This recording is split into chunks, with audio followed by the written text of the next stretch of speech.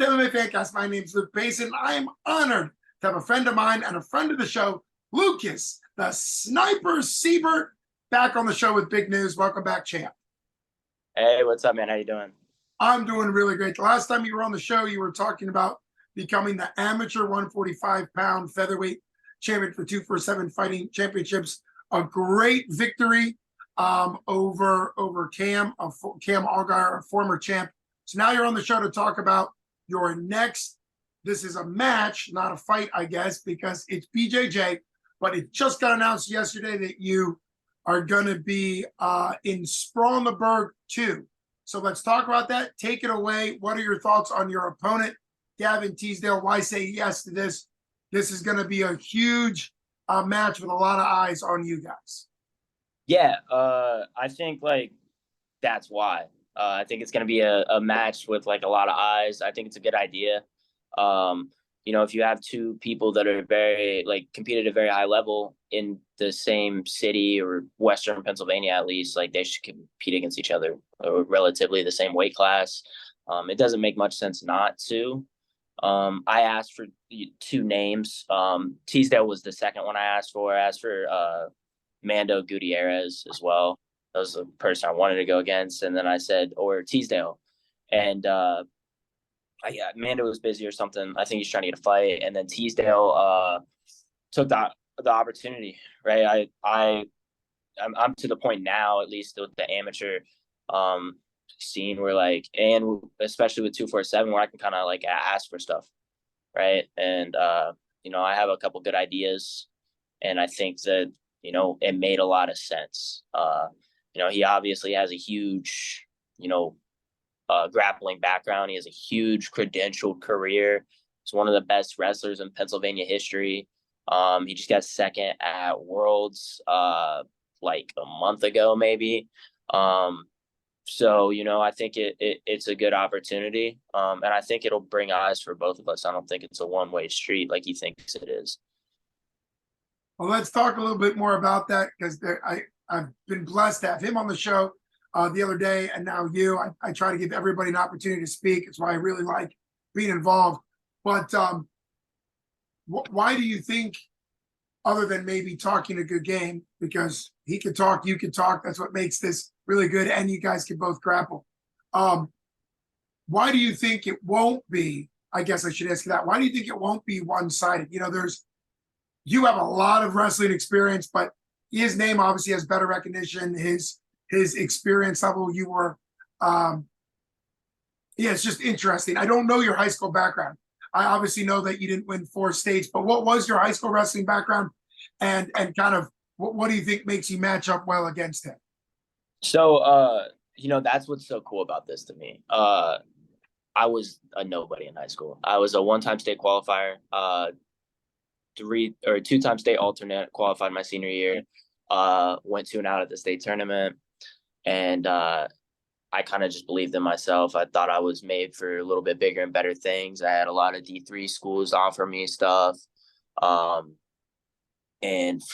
I don't know what is in me, what it is. I just want the biggest thing, right? So I walked on to a Division I school, worked my way up, became a starter, placed at the Big 12 tournament, have kind of progressed my career, right?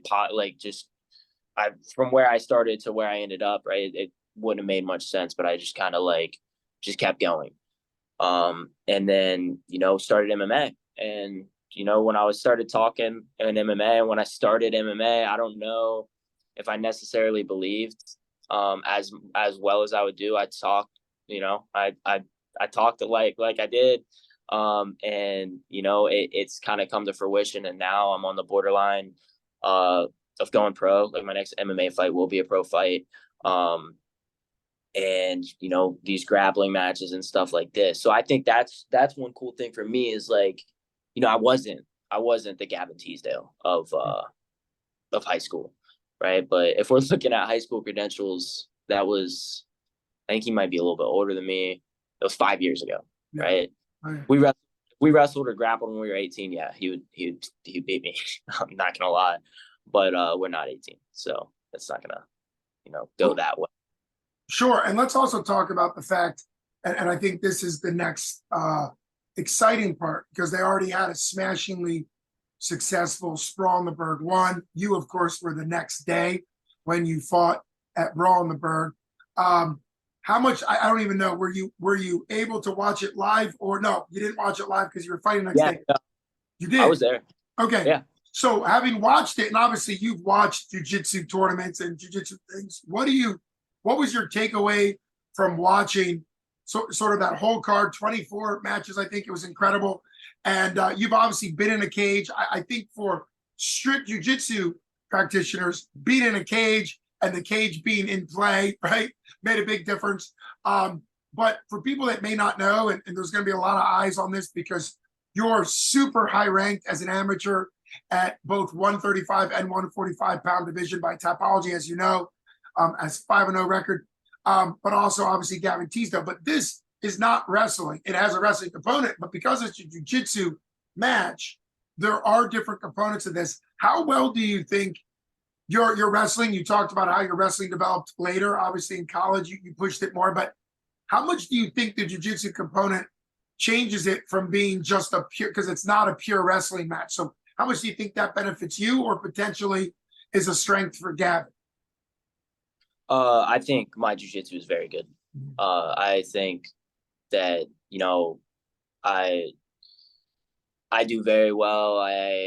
In jiu-jitsu, I've been doing jiu-jitsu probably, I would imagine, longer than Gavin. I started doing jiu-jitsu in like 2020, just like every summer, and I've been into it just off and on. Though it would be like months, and then I would wrestle in college, and a couple months, and then wrestle in college. It hasn't been my sole focus. Now's like, the only time it's been my sole focus, so that's cool. I know Gavin's obviously spent time focusing on grappling a lot over the past year, where I've kind of been fighting more. So I've had a lot of variables. But I think the aspect of, the submissions and stuff like that, I think is a big advantage for me. We'll see. I think it's I'm gonna surprise a lot of people, like I always do. And I believe in myself. My coaches, team, gym, all believes in me. So that's all I need. Sure. Absolutely. It's been great. I got to interview you really just a couple months into your MMA training, because you took a fight pretty quick in your MMA career. You had just graduated from West Virginia University and you took a fight for 247, I think 2-3 months later, something like that. So it's been really, you would know. Yeah. And you announced it, you just passed 1 year. Basically the fight against Cam Agar was your 1 year of fighting in MMA, to go 5-0 against particularly a quality opponent like he really showed a lot. There does seem to be, so let's talk a little bit. You mentioned your gym. There's a lot of pride in Stout. Obviously, it's the reigning 247 fighting award winner, both as coaches and gym. And I bring that up to say that there was a lot of votes cast, and obviously Stout kind of had a dominant year last year and this year. But I think Gavin and others from the shop, and I think that's what makes this matchup exciting, there's kind of a shop versus Stout. I think they've been clear with it too. So do you see this as a gym beef, a little bit of a gym beef between the Stout guys and the shop guys, or how do you see the gyms matching up? I mean, a little bit. It used to be Indio, but stuff happened. And the shop boys, like, I have no animosity towards anybody at all. I think it gets confused when I talk about myself that, if I think I'm good, it means I think everybody else sucks. I don't. I respect Gavin a lot. He's a super credentialed dude. Tanner, Taylor, those are, I think, the only ones that are actually at just the shop. I know there's a couple dudes that kind of go between Indio and the shop. I respect everybody. I genuinely want, I hope their careers go great. I think, I think the Pittsburgh MMA scene is doing amazing right now, and it's on an upward trajectory. And it's just gonna help, when people like me and Gavin grapple each other, or we got a lot of pros now that have potential to fight each other, right? It's just gonna help the scene, right? But we also train a lot together. The shop guys don't train with us for some reason, that they're kind of out of it. But I think I wouldn't call it a gym beef. I wouldn't call it anything. I think they dislike me a lot. And I hope they know it's just a one-way street. Like, I don't have any animosity towards anybody. And in person, I think it's a lot cooler than people would think. But it is what it is. We're just trying to build our careers. We're all chasing the same dream. So Absolutely. And then that's a big part, right? Like, I really like how you wish everybody from the shop, and Gavin Teasdale specifically, best. Like, I've often heard it said among fighters or competitors that if you beat somebody, you want their career to be great afterwards, because obviously that makes you look better because you beat them. And if you lose to them, you want their career to be incredible afterwards, because then it's kind of like, oh, look, they went on to do great things. So it's all about wanting your opponent to have a great success. And I consider myself friends with you guys, the Stout guys, and also the shop. And so I'm honored to be able to interview both Gavin Teasdale, the Cahills. Obviously, I'm big friends with them. And I've known the head coach from Stout since he was a freshman at Waynesburg University, Mike Wilkins. So I feel like I'm well connected. And I'll even throw old man, the Wolverine, even though it's an unrelated gym, just to throw a yeah.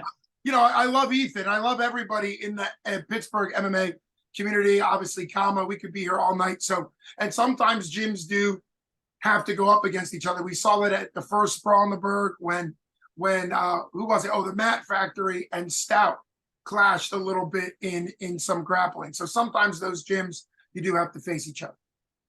Yeah. We'll never compete against Factory in like a fight. I don't, because we're almost just like sister gyms. Like, we train together. I've been at Factory lately. They got people come down. They spar with us all the time. Same with the academy for the most part. But it really does help build everything, right? The Pittsburgh MMA scene, like, Pittsburgh's the best wrestling city in the country, right? There's no reason we shouldn't be producing some of the best MMA fighters. It doesn't make much sense, but the only thing that can stop it is, people not working together, people not, doing anything, people having weird animosity towards each other. It just makes no sense. That's my thought process on it. But, from a competitive standpoint, I understand their thought process on it, right? They just want to, shit on everybody's parade, right? And that's cool. I get it, right?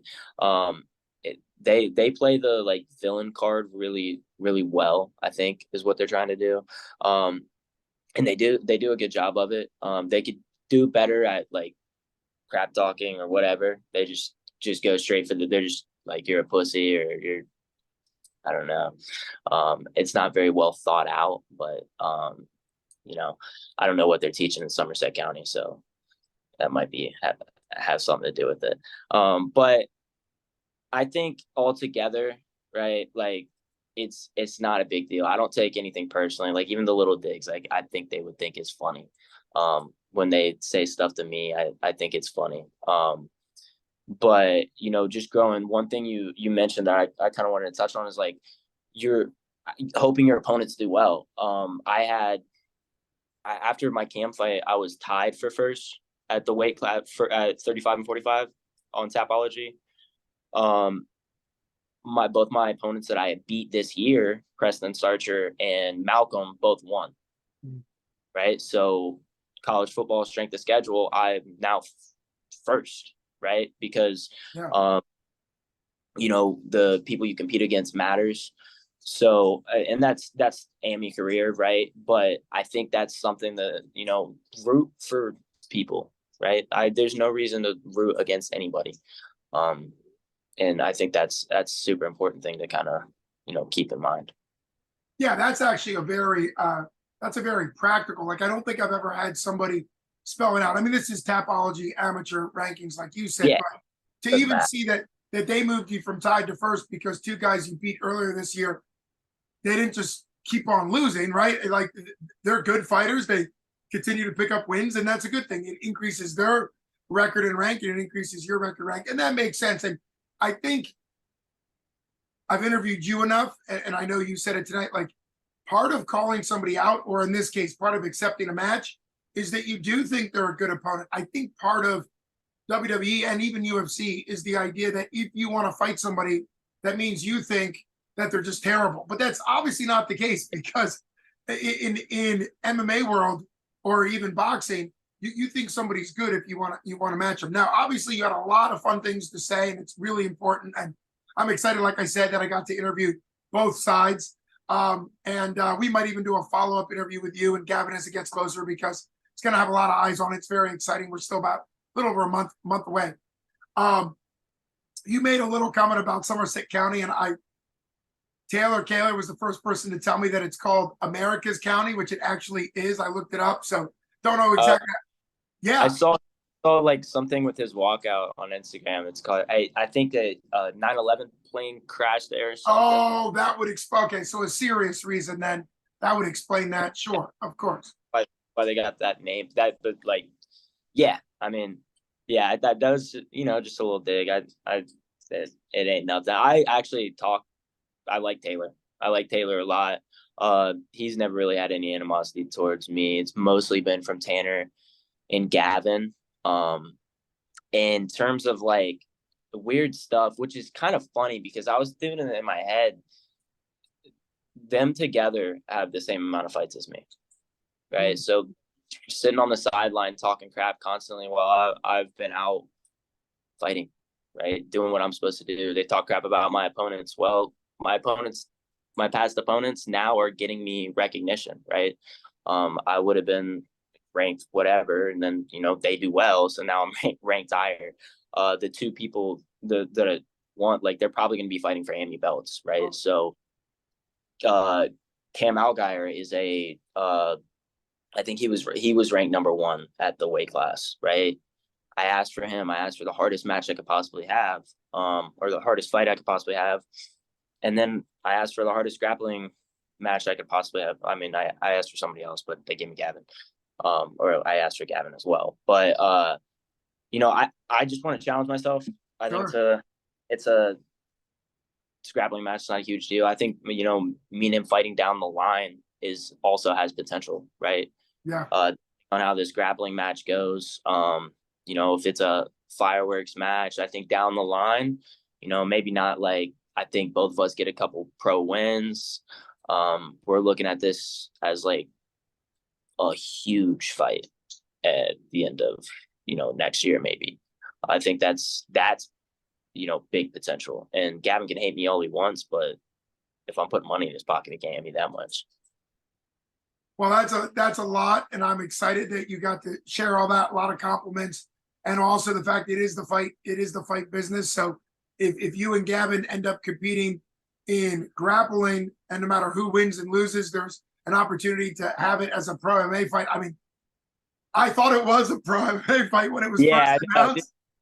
Your interview, I started off and I was like, it sounds like Payson thinks it. There's no way. And then that's actually one thing. I texted Hunter and I was like, bro, can we take our pictures in rash guard so people know it's not a fight? Oh. And I took mine in a rash guard, actually, because I'm competing for Stout fights in a couple weeks. Right. September 24th. Yeah. Yeah. So I have a match on that I wanted to talk about as well. But sure, we'll talk about it. Why not? Yeah. But I was like, dude, I was like, make sure like we take our pictures in rash guards so people don't think it's a fight. And the amount of people I had to be like, yeah, man, it's not a fight. But it did make me think like, oh wow, people really want us to fight. It definitely got some eyes. And then after this grappling match, it's only going to get more eyes, right? As long as like one of us doesn't completely dominate, right? I think there's going to be a lot of people wanting to see us fight down the line. But yeah, makes perfect sense. Let's talk a little bit about Stout fights. I saw that tickets are available. I was just looking at that before we jumped on. Didn't see that you were matched up, but Stout fights for September 24th is doing grappling. So who are you matched against, and what are your thoughts on that? We kind of got out of order because obviously the excitement's about Gavin, but no disrespect to your opponent for September 24th. Yeah, it hasn't. It should be announced tomorrow. Oh, okay, fair enough. The opponent, I mean, it'll be announced tomorrow. So Caleb Watts, he's a purple belt. I'm not 100% sure what gym he's from, so my bad, Caleb. He's a traditional jiu-jitsu guy, which is what I wanted. I wanted that. I've kind of like this is well thought out, right? Really focus on grappling for a couple months, right, before I go pro. Really focus on grappling. It doesn't mean I'm not striking. I'm sparring every Saturday. I'm in the gym I have my days that I do certain things. But as far as competition wise, really focus on grappling for these next couple months. I'm going to gear towards the striking side and be at Stout Fights, Muay Thai in the end of the year. Right. So one of the coolest things to me that I didn't know, as long as everything goes the way it's supposed to, is I'm going to be the first person to compete at both the jiu-jitsu and Muay Thai same year, which will be really cool because they've been doing it for a long time. Yeah. So, that means a lot to me. This gym's given me opportunities I never would have even possibly thought existed. I'm working for them. I teach classes, kids classes, adult classes now, kids striking jiu-jitsu. Sometimes I'm just like, I'm like, I can't believe this is my life, right? Which is cool, right? I think that, I hope everybody gets that feeling where you're just like in awe sometimes, just grateful. I'm grateful for the gym, grateful for my partners, grateful for my friends. Like, I spend a lot of time by myself, just like absorbing my life, which is a cool point I'm at right now. Right, I'm right on the verge of being a professional athlete. Right, little kid me wouldn't have believed you, but I think that's one thing that kind of gets lost in translation with me via like social media or stuff like that. Is like I really not anything special. I was some one-time state qualifier from Ohio, ended up in Pittsburgh, and now I'm doing pretty damn well. Yeah, that is we've also talked. I'm a licensed professional mental health counselor, and you have if I remember right, a sports psychology degree, sports performance psychology. And so I think it's exciting to see the fact that like part of your athletic journey at WU mirrored what you were studying, right? The idea of performance enhancement through what you're doing mentally, right? And so it's really cool to kind of see your life kind of come together both educationally, because who knows, your career, your MMA fight career may set you up to end up mentoring not only as a coach but also potentially as a counselor, a sports performance coach, or whatever they go by. So there's a lot of cool things. I want to back up to kind of the beginning. You mentioned Mando Gutierrez. I got to interview him and see him before and after the Sprawl on the Burgh. He came off The Ultimate Fighter. He was on Conor McGregor's show. And what did you see in him? Obviously, a pretty well-known guy. And I do know that he was pretty clear after the grappling that he was under a contract to not have an MMA fight because of The Ultimate Fighter. They kind of put you on like a ban and because of being an Ultimate Fighter. But so that's why he's going back to MMA, because he really wanted to. But what did you see in Mando that was a call? Because you're talking about a guy, maybe 8 to 10 pro fights, something like that, I would think, plus obviously a jiu-jitsu background. So what did you see in him that made him a call out? Because obviously that's a pretty exciting opponent, even though it didn't come to fruition. I mean, like I said, I'm just gonna strive for whatever shoot for the stars, right? I'm gonna ask for the hardest guy. I asked for Mando. I know he competed at Combat Jiu-Jitsu against a kid that I have helped coach. Won the tournament. In Dorian Oliveras out of Houston. I went down and help him with wrestling, get ready for a national tournament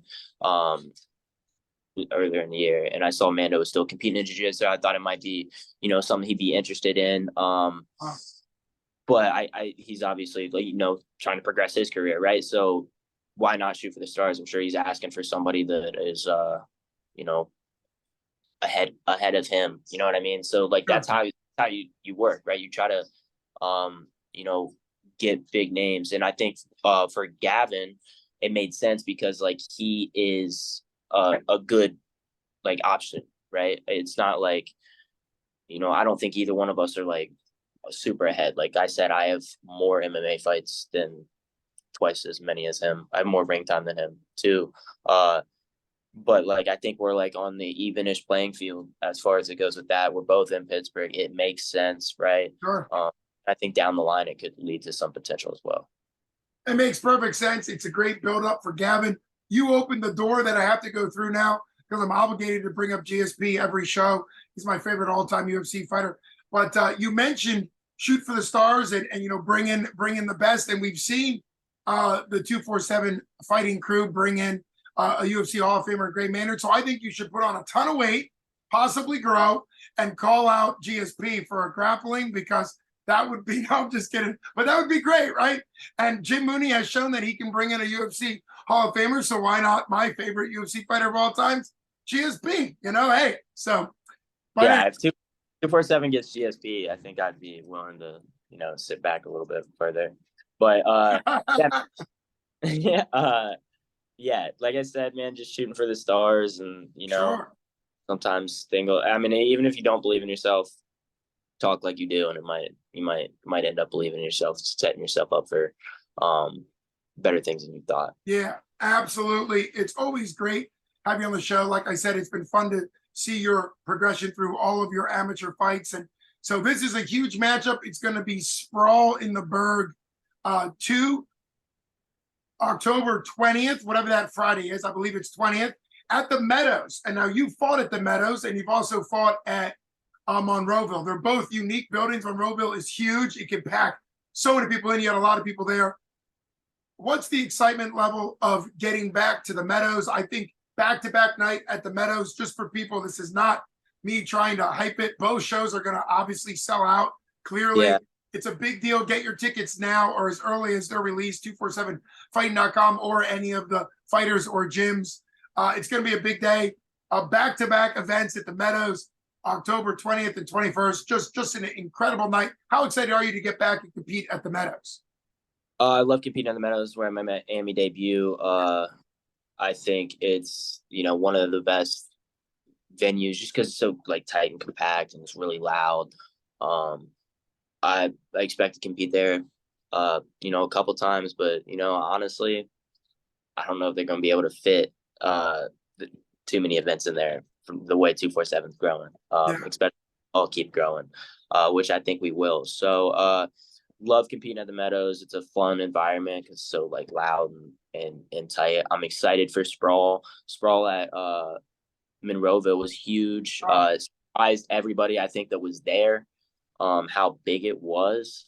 It's gonna look bigger at the Meadows.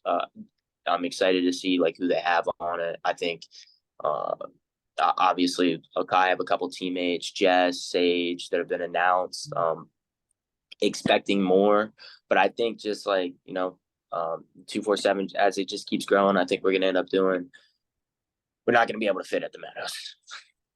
Yeah, it's a good problem to have, and that's why you and I both, we're not kidding when we say it will sell out. I mean, the Meadows will definitely sell out, and physically it's not like they can keep putting in more chairs. I think that's one thing. This is not 247 trying to make hype about it selling out. Like the Meadows will actually physically have standing room only and all of that.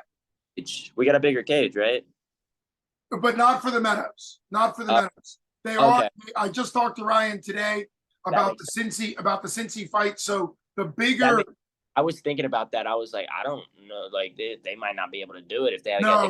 It's going to be the standard cage, the slightly smaller cage of the standard cage you've been in before for the Meadows. They've announced that, and the bigger cage will make its debut out in Cincy this weekend, which of course is an exciting 513 fight night, September 9th. And then it will also be back at Monroeville. So bigger cage at Monroeville because it's a bigger space, smaller cage, kind of like what they do with the Apex in the UFC, which makes sense. Again, Apex is a smaller environment, smaller cage. and Monroeville is a bigger environment, bigger cage. So yeah, I can clarify that. It's still going to be very exciting. As always, just so much fun having you on. It was great having Gavin on. I can't wait. There's going to be so much excitement about this match. Sprawl on the Burgh 2 coming up October 20th. Thanks so much for coming on the show, Lucas. Thank you, brother. Shout out Miles Robinson, got a fight Saturday. Anthony Hogeback's got a fight the 15th, and Brittany Bickhart might be having a big announcement soon. So yeah. Yes. So, when you mentioned people from your gym potentially connected to the October cards at the Meadows, I got excited. I interviewed and watched Brittany Bickhart fight way back when she was a amateur living in the Allentown, Philadelphia area. We were running the same circles for Muay Thai out there. So just really, really exciting to see her move out to Pittsburgh. And then obviously she's right on the cusp of turning pro, and that's going to be super exciting for you in the gym. As always, super great having you on. The reigning 247 Fighting Championship featherweight amateur title holder. Thanks so much, Lucas, the Sniper Seibert, for coming on MMA Fancast with Luke Payson. Thanks so much. thank you, brother. You got it.